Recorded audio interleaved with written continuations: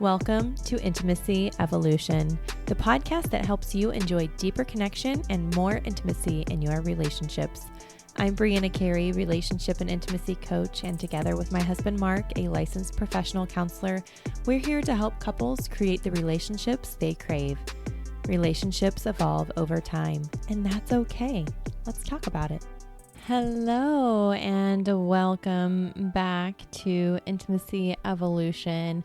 In this episode, I had a conversation with Ava Pikul, who is a board-certified sexologist, transformational therapist, and authentic Tantra practitioner. Y'all, my head was just like reeling with all of the information. I loved every single bit of it, and I'm really enjoying listening back to it and taking notes as well. So definitely mark this one down, save it, take notes, like all of the things, re-listen to it. Ava was just very informative and had a great way of breaking things down. She dissected what Tantra is, what it is not. I know that there might be some misconceptions around tantric practices and different things. And so she really broke that down, as well as her journey into this, which was really intriguing.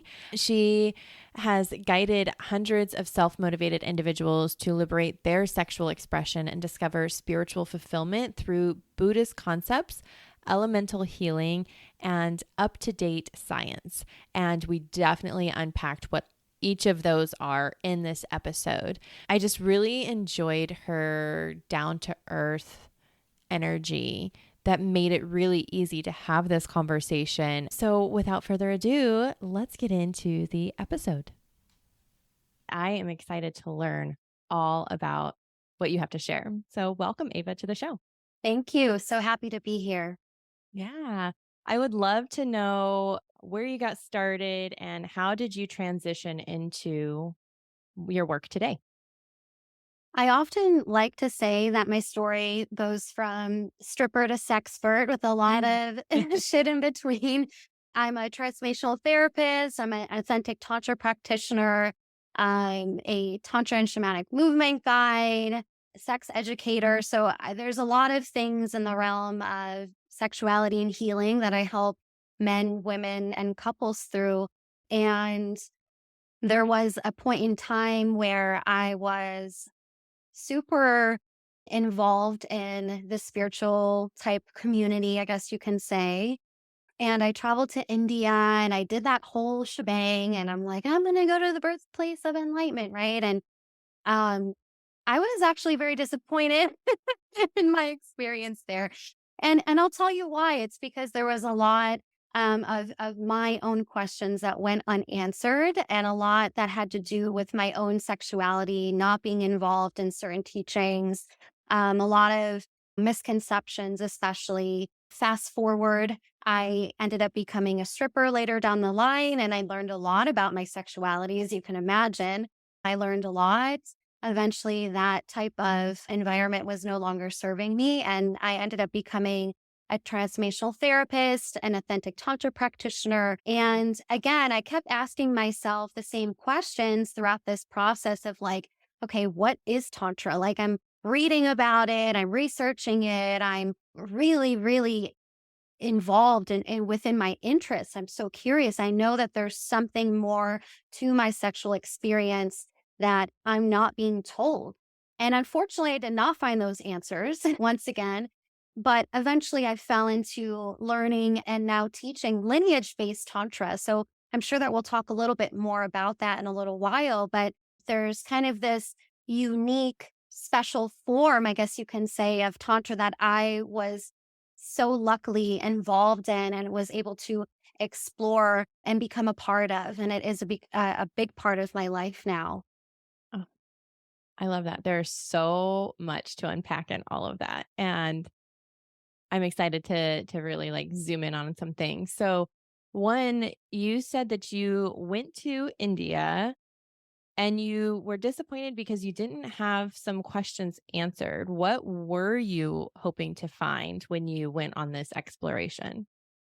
I just wanted to know, where was this bridge, this link between my spirituality and my sexuality? Mm. And in a lot of spiritual type communities, we're actually coming out of the body. We're coming out of the senses. We're transcending above and beyond our worldly experience. Mhm. And there's many reasons why that can be dangerous and harmful, not for everyone, but for a lot of people, especially as a Westerner, I guess you can say. But that's basically what I was taught was close your eyes, you're in a dark room, you're meditating, you're coming out of your body. There's all these negative emotions that you have to basically transcend. Yeah. Your body is not yours type of attitude. And that quite frankly pissed me off. So, and there's that flip side of like now in the world of sacred sexuality and neo tantra in the West, it's totally skewed and over sexualized to the point where the original teachings and the original intent is usually not being taught. So I was somewhere in the middle of like, okay, well, I'm not the type of person that needs or wants to transcend my body and disassociate from myself more. Uh, Mhm.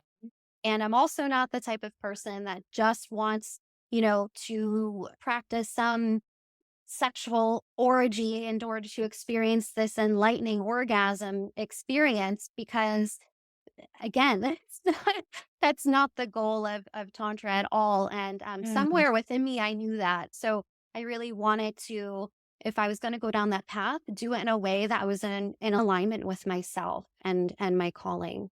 Yeah.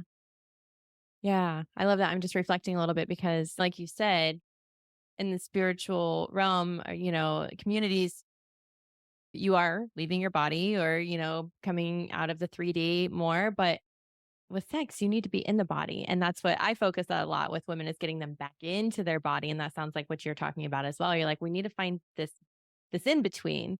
And so how did that lead you to becoming a stripper? And then how were you able to connect? I mean, that's a very in the body experience. I'm sure there are some that can like click out of it and just go through the motions, but it sounds like you were more present in it. And so can you talk about that a little bit more in your experience?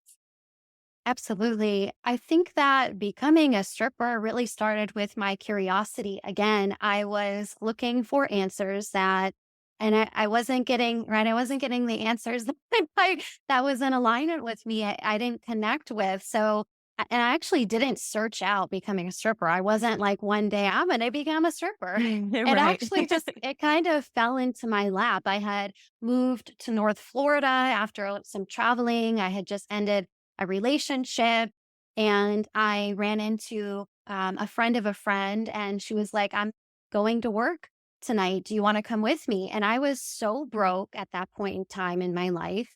I felt lost and Mm, stuck. And I was just kind of like going through the motions.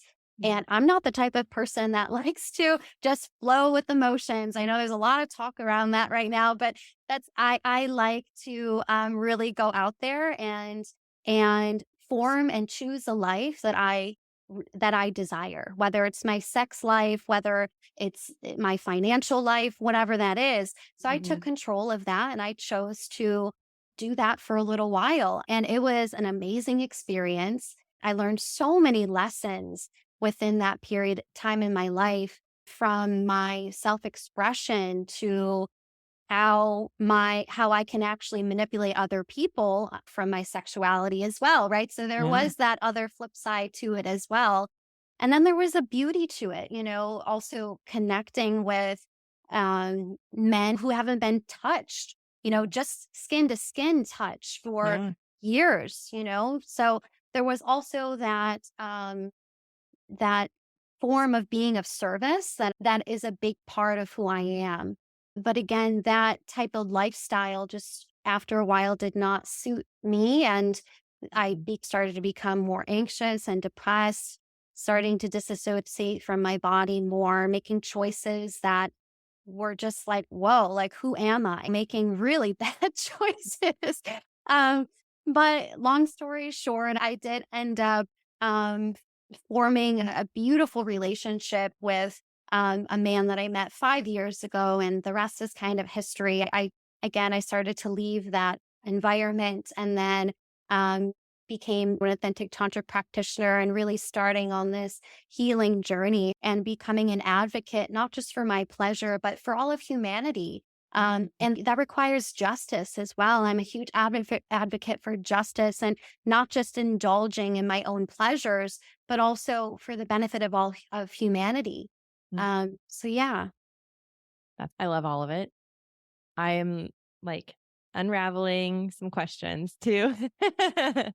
Because there was something that you said that really touched me and pulled on my heart a little bit. You said how you were able to connect with men just through the touch, the physical touch that they had not experienced in years. And I mean, just at our basic core, like we need connection as human beings. And it doesn't have to be sexual, just a hug, a hand on your shoulder, like just connecting with another human is so needed. And as a society, we are completely disconnected. And so hearing that, I'm just like, I can only imagine how much more you're going to share and how you can connect even deeper with intentionality with a partner or with yourself, even. And so you have now transitioned into being an authentic Tantra practitioner. Can you explain that more? I hear the word Tantra a lot, and I'm sure maybe our listeners too, but what exactly is Tantra? And I know we were talking before we started recording too. You said there's a lot of misconceptions about what Tantra is as well. So can you kind of break that down? Yeah, absolutely. So the first thing that I really like to acknowledge and to explain is that there is a difference between neo tantra and um, new age tantra, sacred sexuality, and then lineage based tantra. So when I say I teach authentic tantra, I mean I teach lineage based authentic tantra. In particular, I teach from Tibetan Buddhist tantra, the Tibetan Five Elements. It's also called Baby Vajrayana. So there's these elements that I incorporate into my own practice, and then other, you know, practices that are less advanced to my clients as well. And if we circle back to like neo tantra, new age, sacred sexuality, that's what we're seeing most of in the world right now. Um, and before I talk more about that, I just want to say that there are some great neo tantra practitioners out there, but most of them are not. And that's my personal opinion, my personal experience, and that of many others. Neo Tantra is not based in any lineage in particular. It's where there's a lot of appropriation that unfortunately happens. There's a lot of sexual misconduct that will happen in certain communities. I will not say right now, but the thing with Tantra is that the medicine and the message is encoded in the practices themselves. So if you are practicing neo-based tantra, for example, say you're doing some kundalini exercise, right? And it's not rooted in the original intentions, that can be very karmically dangerous and karmically, energetically, right, intertwined with things that are not very good. Right. There also needs to be a foundation before you practice Tantra, right? So you just mentioned about the importance of connection. Most people cannot connect. I mean, not even with themselves, let alone another person. So a lot of times you're going to these neo Tantra events and you're connecting with other people. Maybe it's your partner. I mean, that's better than a stranger at first if you're just learning Tantra. But there's things that can come up that you are not prepared and you don't have a foundation in order to address. So there's a lot of reasons why I do not advocate or practice neo-based Tantra. Just know that there's a difference. And it's really important that when you are looking for a Tantra practitioner, to have an understanding of what the intention is that you desire moving forward. Because unfortunately, I'm not as much anymore, but early in my practice, I had a lot of people reach out and basically just ask for erotic massages. And that's not Tantra. That's sex work. That's wonderful. That's needed in Yeah. the world, but that's not authentic lineage-based Tantra.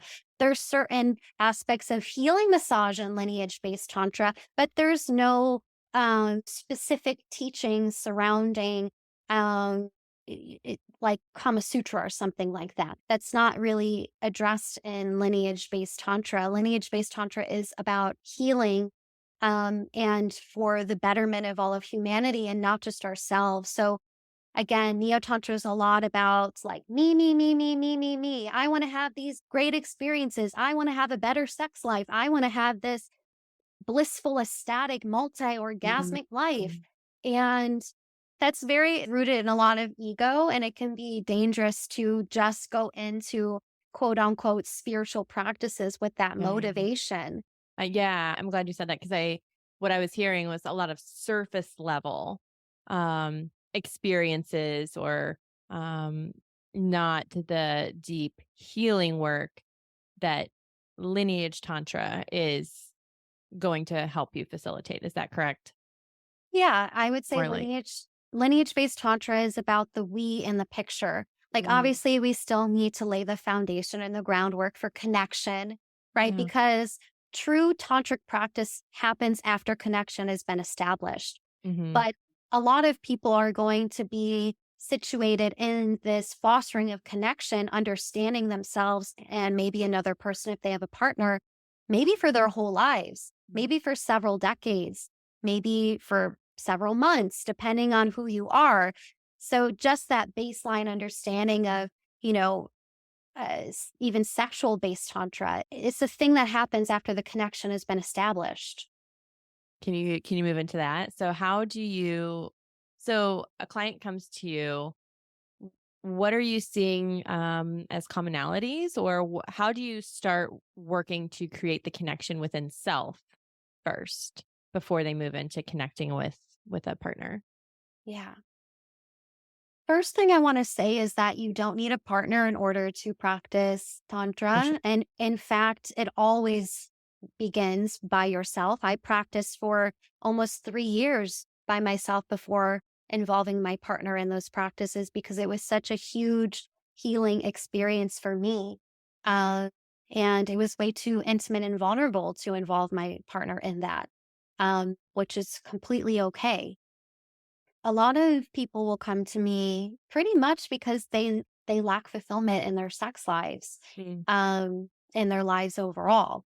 So whether that's because they haven't attracted a partner into their life yet, whether they have sexual dysfunction, whether they can't orgasm, right? Our sex lives and the state of where we're at within our sexuality affects our mental health. It mm, affects us on all levels. yeah. So it does need to be addressed through this holistic manner. We're not just addressing the sexual issues. In fact, most sexual issues have a non-sexual solution. Mhm. Um, Yep. but a lot of the times that it's that thing that keeps showing up that people can't put their finger on, but they know something is there. And Mm, that's when they come to me. Sometimes there's individuals that have been involved in other forms of Tantra, whether it's classical Tantra, Neo Tantra, whatever it is, and they still feel like there's pieces missing and they still don't know what Tantra is actually after doing that type of work. And then they'll come to me and really start to involve themselves in the healing process and starting to incorporate the lineage-based tantra into that process as well. Feel like we're getting into like some good stuff. So, one of the questions I did have on here was about how pleasure is used to heal and release trauma. So, connecting to self, is that what's going to help kind of bring up some of this? Maybe they didn't even know it was there, or do oftentimes they know that something is there that they need to kind of resolve or clear or Mm. heal, A lot of the times you don't know, and sometimes you don't have to know. right? So through this process, I teach people how to use their emotions and their feelings um, and pleasure as a whole in order to work with those emotions and feelings. So we're actually using pleasure not just sexual pleasure, all forms of pleasure, in order to work through the emotions and the feelings, the belief systems, the things that keep you stuck and in loops. And we're actually using, right, that process of pleasure, what it can do for the nervous system, what it does for us in a karmic, energetic sense. And Mm. we're removing those blockages and barriers and disconnections in the system as a whole within the brain. And again, on that energetic level as well, by using pleasure and by using our sexuality. So we're actually repairing those ruptures within ourselves. And a lot of times, we don't always know what it is, right? We can feel these weird emotions come up and things might start happening in our lives that are just unexplainable. But Mm. through the practice, we're able to just work with it, right? Rather than forcing ourselves through it. And Mhm. eventually it starts to dissolve and dissipate. So I think that a lot of times in this healing process, some of us can get so wrapped up in this analysis paralysis where, like, I have to pinpoint exactly what that is, where it is in my body, the emotions, da da da da da. Like, Yeah. yes, that's the initial parts. But as you move into a true tantric practice, you don't always have to know what's coming up and why it's coming up. Mm. You just let it be and you let it dissolve on its own. You flush it down the toilet. Mm. You don't have to inspect it, you know? So that's a huge part of that healing process. Yeah. Oh, I hear so much in that. Yeah. Um, working with women, especially doing embodiment practices, I notice that a lot of times they're like, I'm feeling something. I'm like, just let it go. Let it go. We don't have to like know what it is or why it is. And I do that with my kids too. I'm like, you're feeling something and that's okay. Just like keep moving, let it get out. So I love that.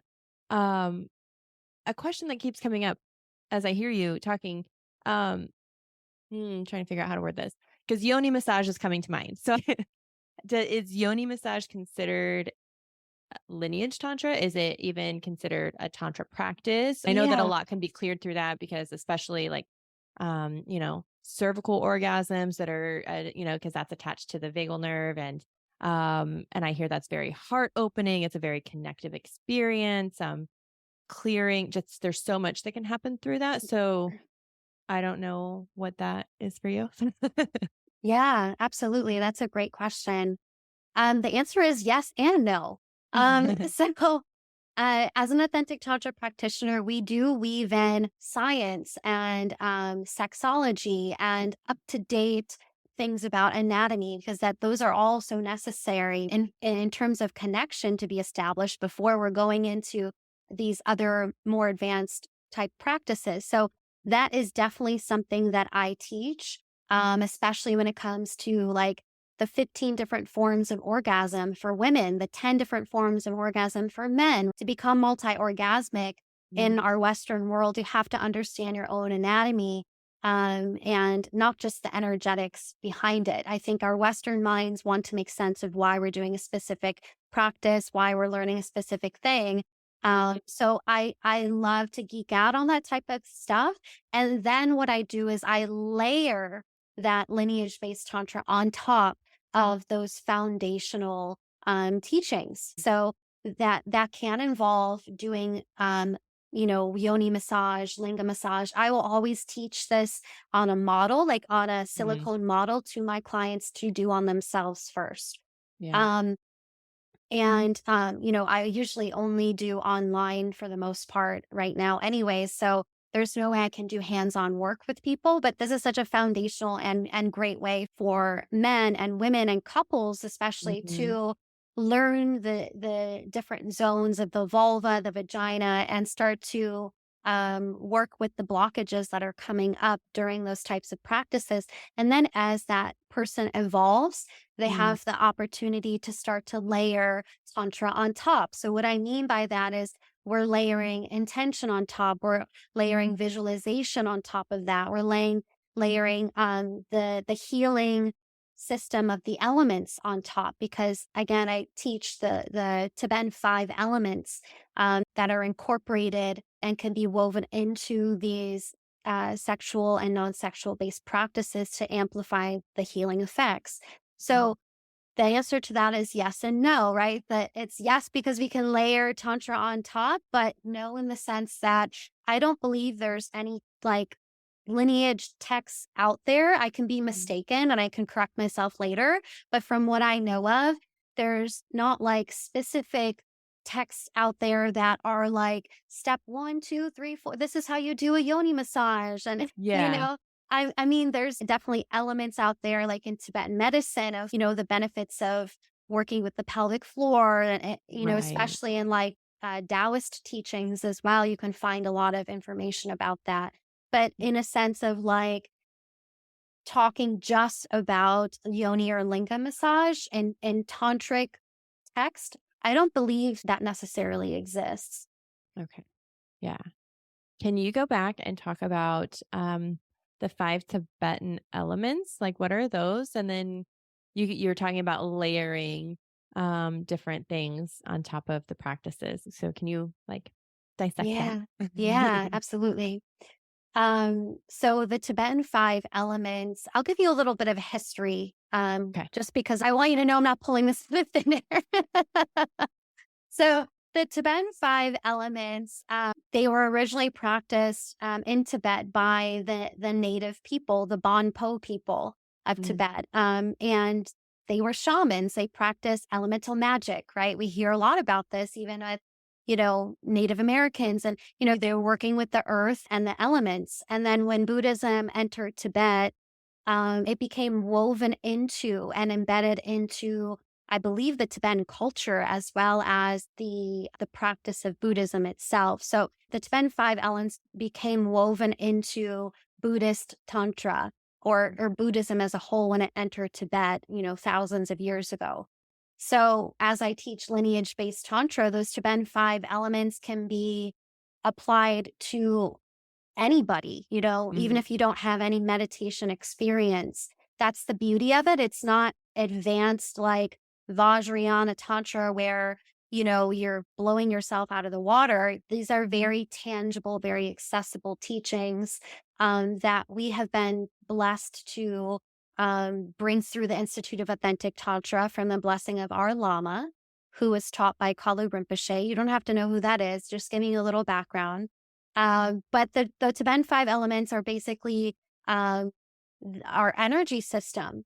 So it's fire at our sexual center. It goes earth at our navel, space at our heart, air at our throat, and water in the center of the head.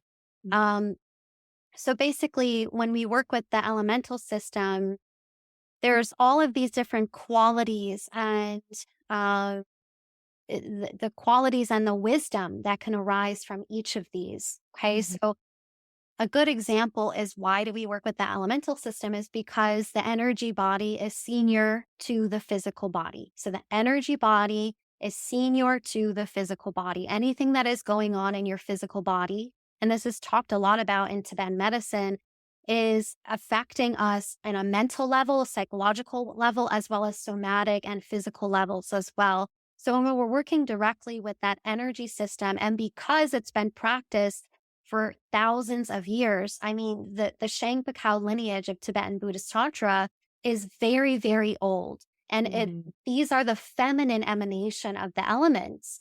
And they're very, very powerful.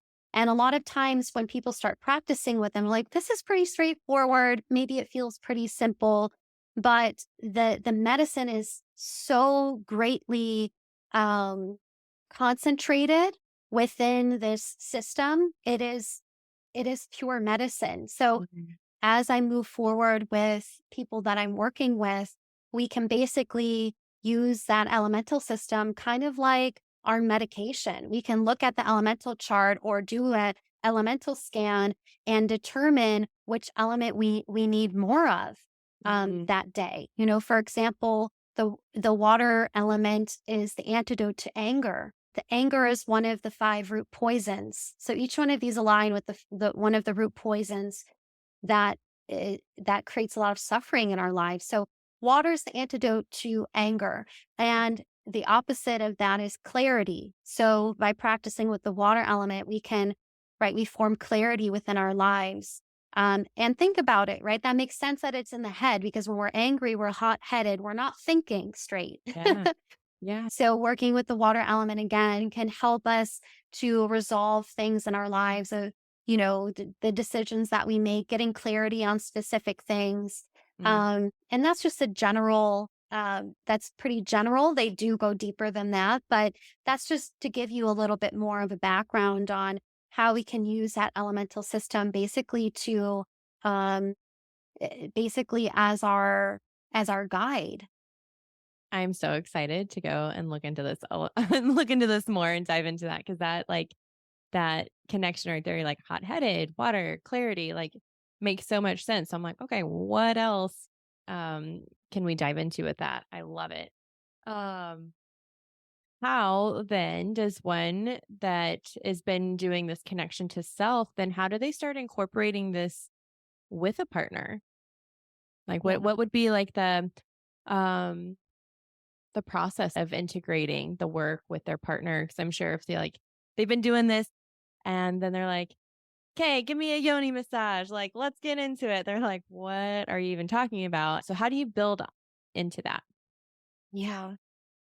One of the best ways is through communication, especially nonviolent communication is a huge part of that, right? I'm sure that you know a lot about that, as well as, right, then moving into sexual communication. So when you want to start involving your partner, it starts with those non sexual points of connection, right? Regulating the nervous system with one another, activating that connection circuit within the body.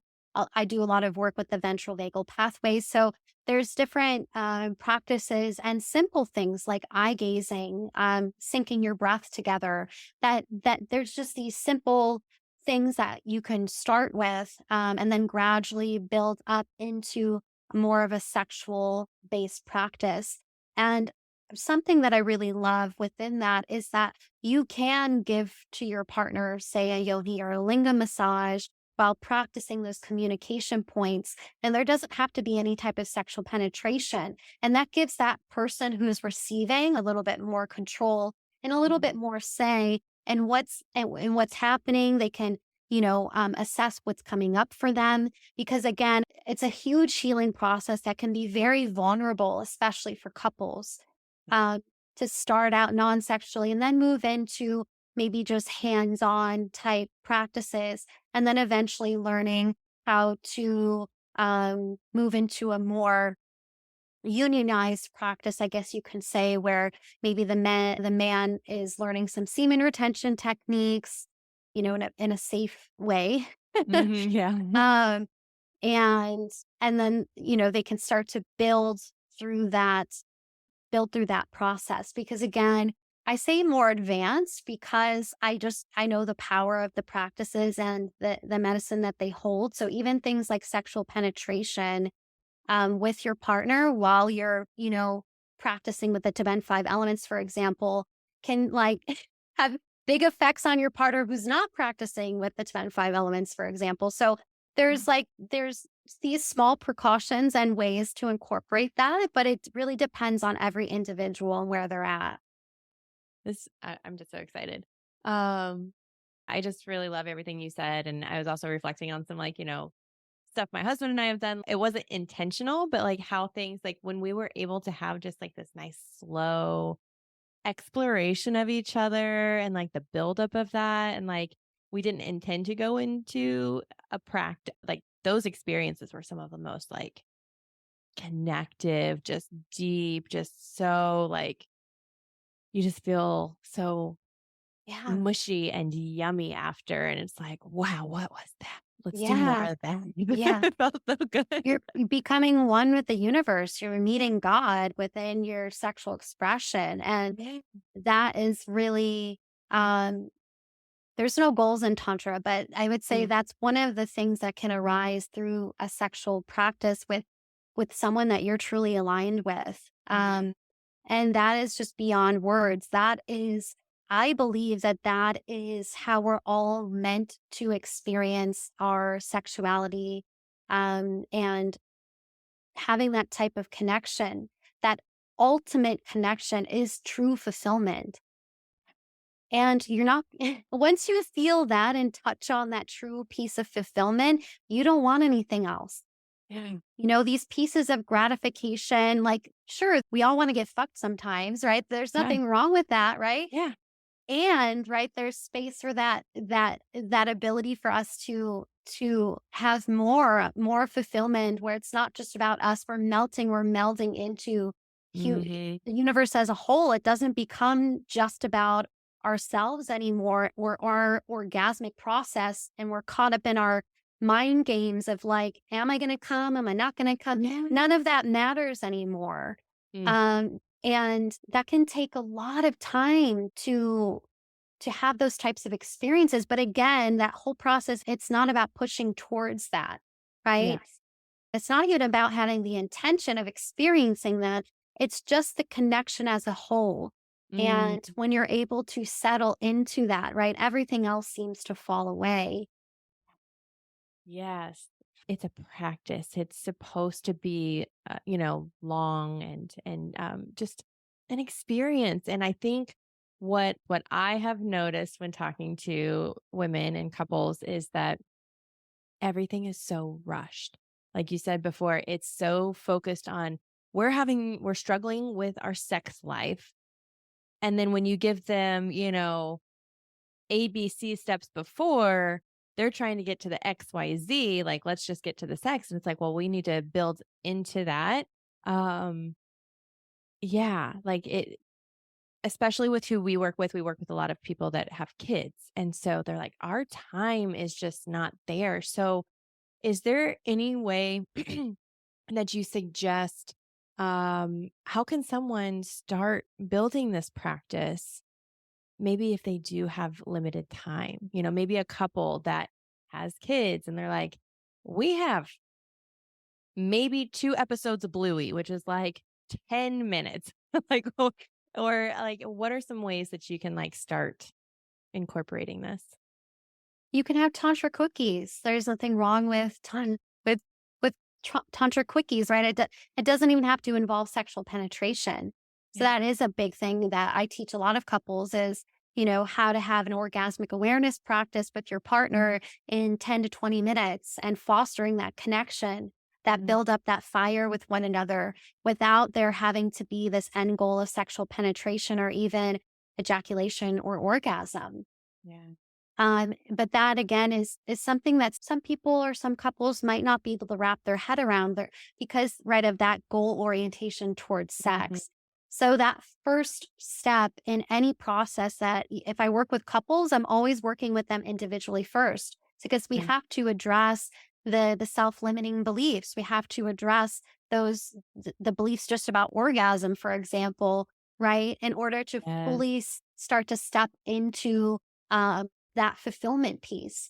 And, our nervous systems and our brain, especially for men with an ejaculatory orgasm, you're wired for it. That's the type of Mhm. orgasm that you've been experiencing for your entire life. So breaking out of that, and in a way that is still in alignment with you can start to shed and mourn and grieve, right? Those constant ejaculatory orgasms. Yeah. Um, and that was the same way for my partner as well. There was a healing process that I was not anticipating when he started to do practice semen retention, for example.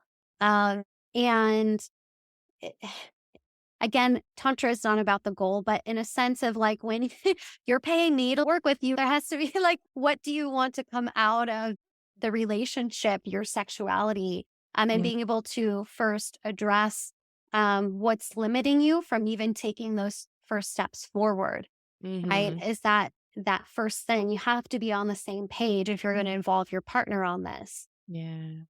Yeah, that's so true.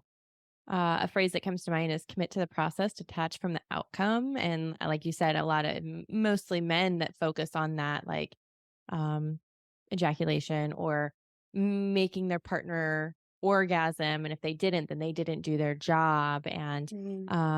And I feel like that just creates a lot of safety for women, taking that pressure off and that allows them just to really feel into the experience and enjoy it without feeling the pressure that they need to orgasm for their partner to feel like they did their job. It's like a whole cycle. And so I just think that that creates a lot of ease. And then you are able to just really lean into the experience and the pleasure and the connection.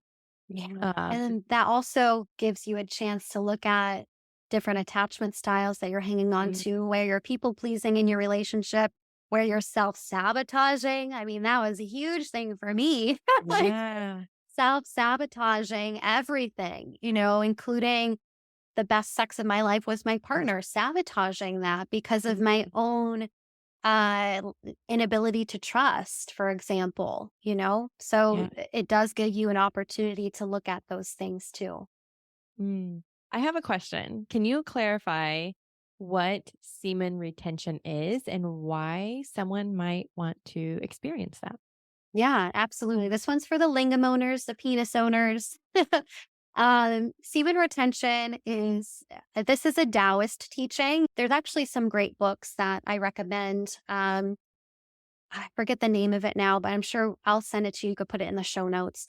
Perfect. Um, But semen retention is done for several reasons. I mean, if you want to put this into perspective, it takes the body 1 cup of blood to produce 1 drop of semen. So semen is life force. It has necessary nutrients in it. So when you start to do a semen retention practice, I know that sounds really scary, but it's it's not. This is actually the first step to becoming multi-orgasmic is first, being able to last longer with sensation and then learning how to orgasm without ejaculation. So that's what semen retention is. I know a lot of people teach this in a way of like you just abstain from sex or you stop the sexual process completely before you ejaculate. And that's not what I'm talking about. You can actually, when you learn semen retention correctly, you can actually orgasm without ejaculation. So you can go over the edge without actually ejaculating that wonderful nutrients. And, my partner has told me that he feels more energized. Not only that, is your testosterone will go through the roof because every time you ejaculate, your testosterone totally plummets. Yeah. So imagine, guys who are, masturbating or ejaculating, you know, once to 3 times a day, I've heard sometimes, depending on your age, you are incredibly depleted. You're depleting your organs and Yeah. your testosterone, which can create more issues. So that's one reason why. And then the other is because if you want to become multi-orgasmic, learning semen retention is the way to start experiencing those different sensations and different types of orgasm in your body. Because we're lasting longer, you have complete control over your energy channels, you have complete control over all of that. So that's really a baseline to when you enter any tantric practice is being able to have control. Um, and it, again, you have to work with the mind in order to do this as well, right? It would be inappropriate of me to just say, go get a book and start practicing semen retention because I do not recommend that. You're probably going to suffer. So definitely have a professional who knows what they're doing. If that's something you want to learn moving forward, because it does have a lot to do with controlling the mind's tendencies, working through any type of grieving process, right? Any type of anger or frustration that arises, and being able to start to purify those things through a tantric practice. Um, so, yeah, semen retention is something that I highly recommend. My sex life is absolutely amazing because of it. And, my partner, he does ejaculate occasionally, but he has a choice in when he's going to do that. Yeah. And I think the choice part is really empowering. When you can choose whether or not you're going to ejaculate, that's really, really good stuff. You can do a Yeah. lot of great things with that. Um, And it's not just about pleasing your partner, but it's also about, right, you being able to experience those states of fulfillment as well. Mhm. Yeah, kind of like the ultimate like self-control. Like if you're able to control that we're so ingrained with believing that is synonymous with orgasm, like you have no control over it. It just happens. It's your body. It's like, no, you actually do. You just have to be very mindful of it and work up to that. Thank you for explaining that. That was so insightful. Because I've heard of like edging, but that seems like it's more for just like singular experiences to prolong, but it not necessarily like the retention part of it. Yeah, yeah. So Yeah. that definitely is the first part. But again, edging can even be taught really incorrectly because you have to, right? A lot of times, edging practices are not incorporating connection, not incorporating uh, the nervous system and regulating, right? So there's more to it than meets the eye. You can read an article about edging, and I promise you, it's not going to tell you the full picture. Um, but that is part of it is being able to, right, prolong, and being able to relax with sensation. So that is the biggest part, being able to relax with sexual sensations. Yeah. Is that definitely that very first part of a semen retention practice? Mm, that's so good. Yeah. I would definitely would love to get the name of that book when you remember, and I'll put that in the show notes for sure. My mind is spinning. I feel like we covered a lot and I'm so excited to listen back to this and like take notes and like take all these nuggets away. Is there anything else that you would like to share with our listeners that maybe we didn't touch on? I think I just want to address that tantric sex is not what's happening in like neo tantra communities where you're like having these kundalini awakenings and stuff like that. Tantric sex is is really what happens after connection has been established. And those are the words of a woman that I absolutely adore, Davy Ward Erickson. She's the founder of the Institute of Authentic Tantra, and I totally agree with that. Tantric sex is what happens after the connection has been established. And again, the connection can take a long time to establish with yourself, let alone a partner. So don't go down this rabbit hole of wanting to experience this specific thing, right? Like I was addressing in the beginning of our conversation, because you're going to be really disappointed and you're just going to be chasing gratification again. Uh, so just making that distinction can give you a lot of clarity moving forward in your journey. If you want to go down just right, Neo Tantra, sacred sexuality, that's great, wonderful. But if you want to truly transform your life on every level through your pleasure, through your sexuality, then learn lineage based Tantra from someone who is qualified. Thank you so, so, so much. Can you please share with our listeners where they can find you and connect with you? Absolutely. You can find me on IG at Ava Pikul. It's ava.pikul, or my website is flamewithintantra.com. Wonderful. And again, yeah, we'll link all of that in the show notes. Thank you, Ava, so much for joining us today. I loved our conversation, and I'm excited to delve into this more myself. So thank you so much for sharing your wisdom and insights with us, and we'll see you all next week.